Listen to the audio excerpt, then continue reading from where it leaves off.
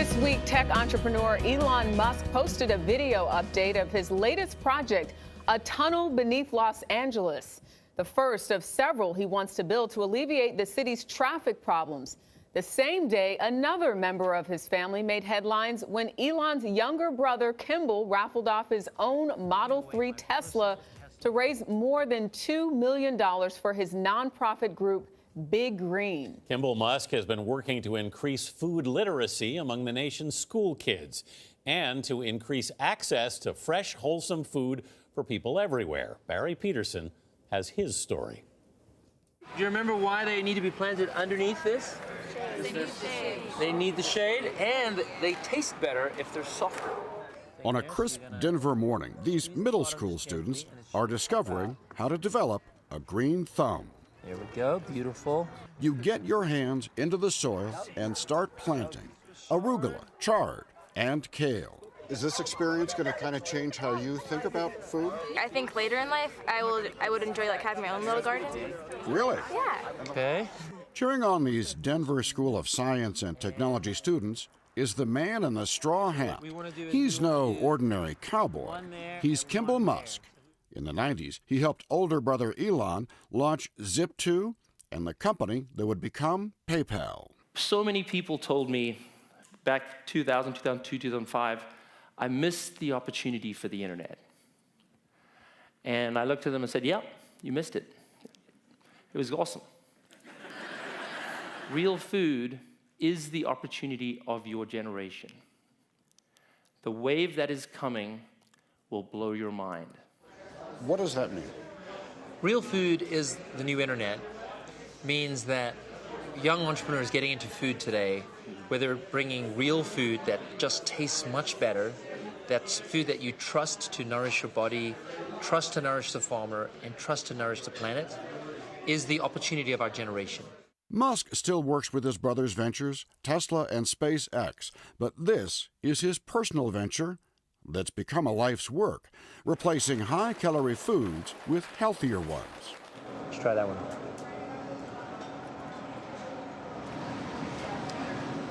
It is ambrosia. It is really good. This is a nutritious, delicious kale chip that kids love. It's fried though, right? It is fried, but it's super nutritious. It's the most nutritious vegetable out there. So it's an alternative to French fries that kids just love. Musk always had an interest in cooking, attending culinary school after making it big in tech. But in 2001, he found purpose in tragedy. I graduated from cooking school just before 9/11. I woke up to the sounds of the planes hitting the building. I lived very close to the World Trade Centers, and looked out the window, saw the towers fall, escaped that area. It was really intense and one of the hardest things I'd ever been through. But in that process, I got invited to volunteer to cook for the firefighters. It taught me the power of community. It taught me how food brings communities together, how real food can revitalize people even in the most traumatic circumstances. Alongside his business partner, Hugo Matheson, Musk opened his first restaurant, The Kitchen, in 2004. After rave reviews, The Kitchen expanded to the Kitchen Restaurant Group, serving up high-end dining at Hedgerow and affordable farm-to-table dishes at Next Door. So the restaurant is kind of papered with these signs like "Eat local food." What does that mean? So local to us primarily means knowing your farmer and trusting where your food comes from. And for us at Next Door, that means a farmer gets to know us directly, so they drive here, we get to know them, we might go visit their farm. But you're really kind of competing with $1 hamburger meals when you're trying to encourage people to eat kale chips instead. You know, you'll be amazed at how expensive those places actually are. You know, if you go to McDonald's and a family of 4, you're going to spend $30. We're not competing with McDonald's in price, but we're easily at Applebee's or Chili's pricing. So for a family of 4, you might be at $40. Over time, we hope to get that even cheaper. And Musk wants to make sure no matter where you live, a farmer is never too far away. He's trying to make that a reality with his Brooklyn startup called Square Roots. These rows of shipping containers are vertical urban farms that fit 2 acres of outdoor growing space into 320 square feet. Brian Commerce is one of 10 entrepreneur farmers at Square Roots. So our farm is geared towards more wholesale. We sell to mainly restaurants. So half of my farm, this entire half of the farm, is just kale. And so we're able to produce, just in this farm, about 30 pounds of kale each week.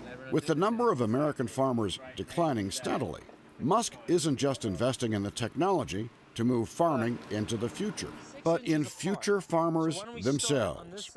In 2011, Musk co-founded his nonprofit, Big Green, bringing edible and educational nourishment to schools that need it most. So the idea behind the learning gardens is to connect kids to real food. They'll take that back to their home. They may get their parents to buy more nutritious food at the grocery stores, but they'll make better decisions for the rest of their lives around real food. We're not here to tell them what to do, but we want them to know what real food is. Big Green is currently serving 460,000 students in 7 states, and the hope is to reach 1 million children by the year 2020.